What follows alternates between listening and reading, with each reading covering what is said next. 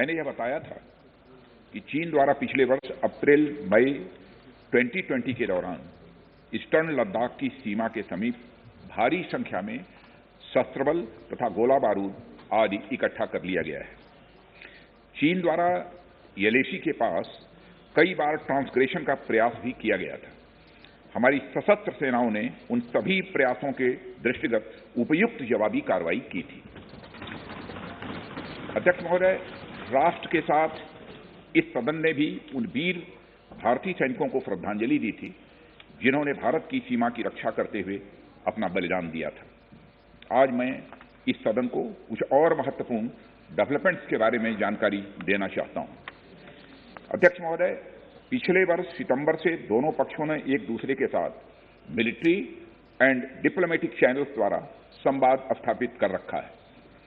हमारा यह लक्ष्य है कि एलएसी पर डिसएंगेजमेंट तथा यथास्थिति यानी स्टेटस को हो जाए ताकि पीस एंड ट्रैंक्विलिटी पुनः स्थापित हो सके। मैं संक्षेप में वहां की ग्राउंड सिचुएशन के बारे में सदन को दोबारा अवगत कराना चाहता हूं। सदन को ज्ञात है कि चीन ने अनधिकृत तरीके से लद्दाख केंद्र शासित प्रदेश के लगभग 38,000 स्क्वायर किलोमीटर पर 1962 के संघर्ष के समय से कब्जा बना लिया है।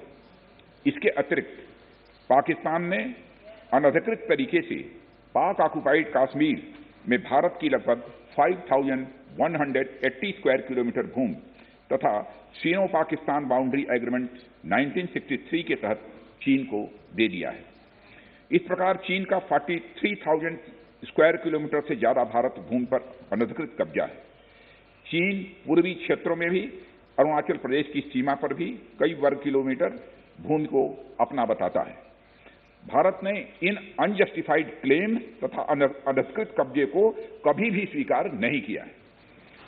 और अध्यक्ष महोदय, मैं सदन को यह भी बताना चाहता हूं कि भारत ने चीन को हमेशा यह कहा है कि बाइलेटरल रिलेशन दोनों पक्षों के प्रयास से ही विकसित हो सकते हैं। साथ साथ ही सीमा के प्रश्न को भी बातचीत के जरिए ही हल किया जा सकता है।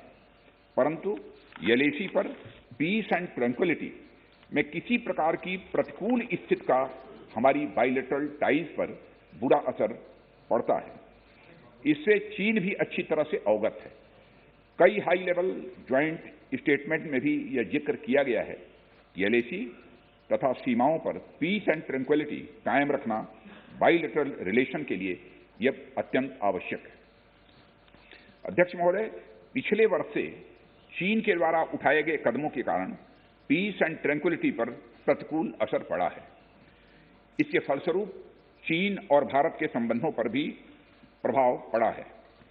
उच्च स्तर पर चीन के साथ कई बार बातचीत के दौरान, जिसमें मेरे द्वारा चीनी रक्षा मंत्री के साथ पिछले सितंबर की बैठक और मेरे सहयोगी विदेश मंत्री श्री जयशंकर जी की चीनी विदेश मंत्री के साथ तथा एनएसए श्री अजीत डोभाल की अपने चीनी काउंटर पार्ट के साथ बातचीत भी शामिल है।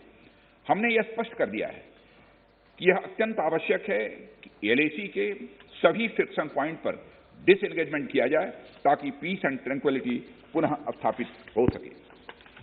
अध्यक्ष महोदय, पिछले वर्ष मैंने इस सदन को अवगत कराया था कि एलएसी के आसपास ईस्टर्न लद्दाख में कई फ्रिक्शन एरियाज बन गए हैं। चीन ने बड़ी संख्या में सेना एवं गोला बारूद भी एलएसी के आसपास तथा उसके पीछे अपने इकट्ठा कर लिया है। हमारे सशस्त्र सेनाओं द्वारा भी भारत की सुरक्षा की दृष्टि से एडिक्वेट तथा इफेक्टिव काउंटर डिप्लॉयमेंट भी किए गए हैं। मुझे यह बताते हुए अध्यक्ष महोदय गर्व की अनुभूति हो रही है कि भारतीय सेनाओं ने इन सभी चुनौतियों का डटकर सामना किया है तथा अपने शौर्य और बहादुरी का परिचय पैंगोंग त्सो के साउथ एवं नॉर्थ बैंक पर दिया है। सामरिक दृष्टि से महत्वपूर्ण कई क्षेत्रों को चिन्हित कर हमारी सेनाएं कई पहाड़ियों के ऊपर तथा हमारे दृष्टिकोण से उपयुक्त अन्य क्षेत्रों पर मौजूद हैं। भारतीय सेनाएं अत्यंत बहादुरी से लद्दाख की ऊंची दुर्गम पहाड़ियों तथा कई मीटर बर्फ के बीच में भी सीमाओं की रक्षा करते हुए अडिग हैं और इसी कारण हमारा एज बना हुआ है। अध्यक्ष महोदय, और हमारी सेनाओं ने इस बात पर भी यह साबित करके दिखाया है कि भारत की संप्रभुता एवं अखंडता की रक्षा करने में वे सदैव हर चुनौती से लड़ने के लिए तत्पर हैं और अनवरत कर रहे हैं। अध्यक्ष महोदय, पिछले वर्ष में मिलिट्री एंड डिप्लोमेटिक स्तर पर चीन के साथ हमारा संवाद बना रहा है। इस बातचीत में हमने चीन को यह बताया है कि 3 सिद्धांतों के आधार पर इस समस्या का समाधान हम चाहते हैं। फर्स्ट, दोनों पक्षों द्वारा एलएसी को माना जाए और उसका आदर किया जाए। सेकंड, किसी भी पक्ष द्वारा यूनिलैटरली स्टेटस को बदलने का प्रयास नहीं किया जाए। थर्ड, सभी समझौतों का दोनों पक्षों द्वारा पूर्ण रूप से पालन किया जाए। ये 3 बातें उनके समक्ष रखी गई थी। फ्रिक्शन क्षेत्रों में डिसएंगेजमेंट के लिए भारत का यह मत है कि 2020 की फॉरवर्ड डिप्लॉयमेंट जो एक दूसरे के बहुत नजदीक है, वे दूर हो जाएं और दोनों सेनाएं वापस अपनी अपनी अस्थायी एवं मान्य चौकियों पर लौट जाएं। अध्यक्ष महोदय, बातचीत के लिए हमारी स्ट्रेटजी तथा अप्रोच माननीय प्रधानमंत्री जी के इस दिशा निर्देश पर आधारित है कि हम अपनी 1 इंच जमीन भी किसी और को नहीं लेने देंगे। हमारे दृढ़ संकल्प का ही यह फल है कि हम समझौते की स्थिति पर पहुंच गए हैं। इन दिशा निर्देशों के दृष्टिगत सितंबर 2020 से लगातार मिलिट्री एंड डिप्लोमेटिक लेवल पर दोनों पक्षों में कई बार बातचीत हुई है कि इस डिसएंगेजमेंट का म्यूचुअली एक्सेप्टेबल तरीका निकाला जाए। यह बातचीत हुई है। अभी तक सीनियर कमांडर्स के स्तर पर 9 राउंड्स की बात हो चुकी है। राजनयिक स्तर पर भी WMCC, जिसे working mechanism for consultation and coordination of India China border affairs कहते हैं, के तहत भी बैठकें होती रही।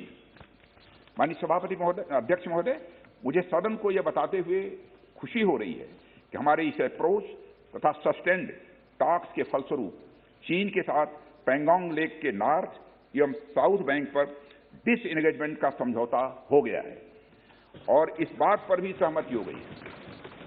और अध्यक्ष महोदय, इस बात पर भी सहमति हो गई है कि पैंगोंग लेक से पूर्ण डिसएंगेजमेंट के 48 घंटे के अंदर सीनियर कमांडर्स स्तर की बातचीत हो ताकि बचे हुए मुद्दों पर भी हल निकाला जा सके। अध्यक्ष महोदय, पैंगोंग लेक एरिया में चीन के साथ डिसएंगेजमेंट का जो समझौता हुआ है, उसके अनुसार दोनों पक्ष फॉरवर्ड डिप्लॉयमेंट को फेज, कोऑर्डिनेटेड और वेरीफाइड मैनर में हटाएंगे। चीन अपनी सेना की टुकड़ियों को नॉर्थ बैंक में फिंगर 8 के पूरब की दिशा की तरफ रखेगा। मैं फिर से दोहराना चाहता हूं अध्यक्ष महोदय, चीन अपनी सेना की टुकड़ियों को नॉर्थ बैंक में फिंगर 8 के पूरब की दिशा में की तरफ रखेगा। और आप रुक जाइए, मैं बताता हूं, रुक जाइए। माननीय सर, प्लीज प्लीज प्लीज बताएंगे माननीय राजनाथ सिंह जी।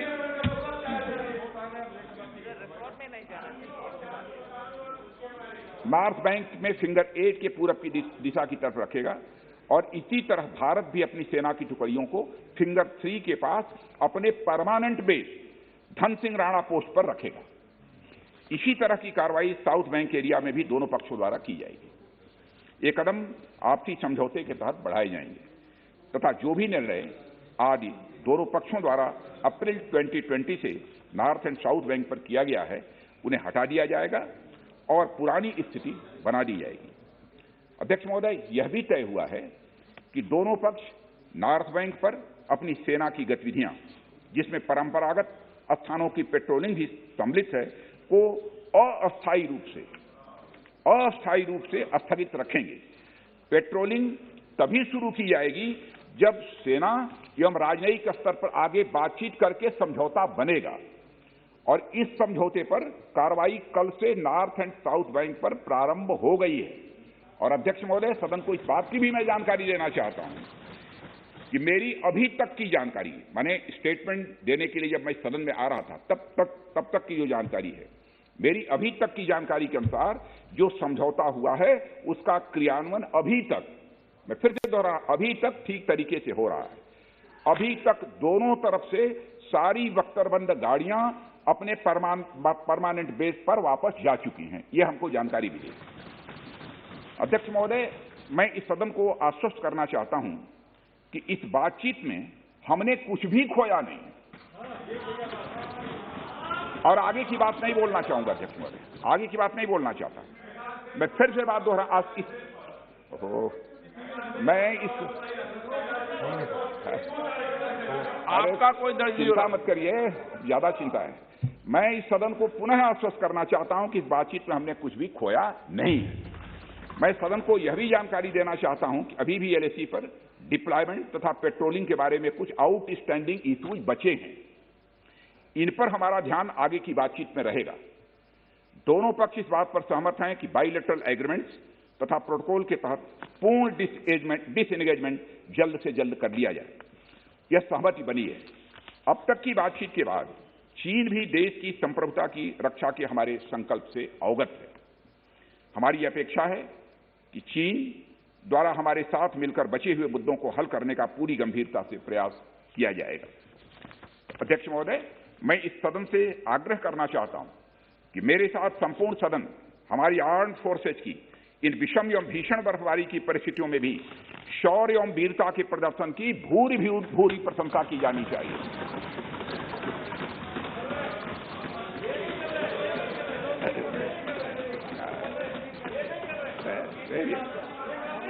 सभापति महोदय, मैं अध्यक्ष महोदय, मैं यह भी कहना चाहता हूं कि जिन शहीदों के शौर्य और पराक्रम की नींव पर यह डिसएंगेजमेंट आधारित है, उन्हें देश सदैव याद रखेगा।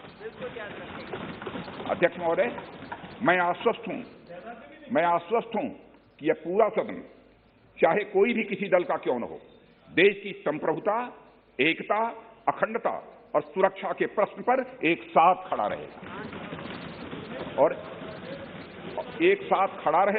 और एक स्वर से समर्थन करता है कि यह संदेश केवल भारत की सीमा तक ही सीमित नहीं रहेगा, बल्कि पूरे विश्व तक जाएगा। अध्यक्ष महोदय, इन्हीं शब्दों के साथ आपको बहुत बहुत धन्यवाद देते हैं।